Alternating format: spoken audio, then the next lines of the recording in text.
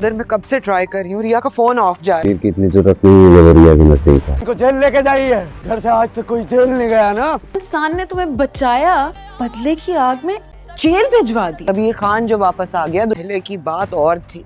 कबीर से डर रही है और कबीर के घर ही आ गई। सच कह रही है, ऐसी घिनौनी चाल चल ही नहीं सकता। जो कुछ किया है उसकी सजा और जजा के लिए तैयार। तुम बिल्कुल अपनी अस्मा आपा जैसी हो। अब तो उसे सजाए मौत। की इज्जत पर, उसके मान पर आंच आती। उसने कहा कि मैं सच कह रही हूँ। कबीर को इतनी आसानी से जेल से नहीं निकलना चाहिए। अस्सलामुअलैकुम नाज़रीन, आज हम बात करते हैं मन मस्त मलंग ड्रामे की। ये ड्रामा भी काफ़ी ज़्यादा इंटरेस्टिंग बनता जा रहा है। कबीर जो रिया को हर जगह तलाश कर रहा होता है, लेकिन आखिरकार मायूस होकर घर लौट आता है। लेकिन जैसे ही वो घर में कदम रखता है तो उसे एक हैरानकुन हकीकत का सामना करना पड़ता है, क्योंकि रिया तो उसी के घर में पनाह लिए हुए थी। कबीर की माँ जब इस हकीकत से पर्दा उठाती है कि रिया दरअसल तुम ही से खौफजदा है और तुम्हारे ही घर में पनाह ले रही है, तो कबीर के लिए ये एक और सदमा बन जाता है।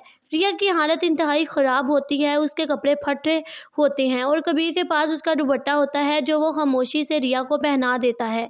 कबीर की माँ के मशवरे पर वो रिया को इसके घर छोड़ने के लिए जाता है। जैसे ही रिया को घर पहुंचाता है कबीर, तो सिकंदर तो गुस्से में आकर कबीर का गिरेबान पकड़ लेता है और उस पर अगवा का इल्ज़ाम लगाकर पुलिस बुला लेता है। सिकंदर तो पहले ही ये कोशिश कर रहा था कि किसी तरह से वो कबीर को नीचा दिखाने में कामयाब हो जाए और आखिरकार सिकंदर को मौका मिल ही गया कबीर को जेल भिजवाने का। तमा जज्बाती तौर पर इंतहाई शिद्दत का हामिल था। कबीर की माँ बेगुनाही साबित करने की कोशिश करती है, मगर सिकंदर अपनी बहन की इज्जत पर लगने वाले दाग को मिटाने के लिए किसी बात को सुनने के लिए तैयार नहीं होता।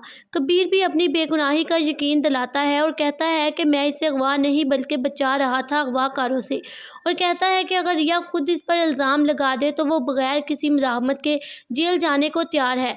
लेकिन सबकी हैरानी के बावजूद रिया कबीर पर इल्ज़ाम लगा देती है और कहती है कि कबीर ने ही मुझे अगवा करने की कोशिश की है, जिससे कबीर टूट कर रह जाता है।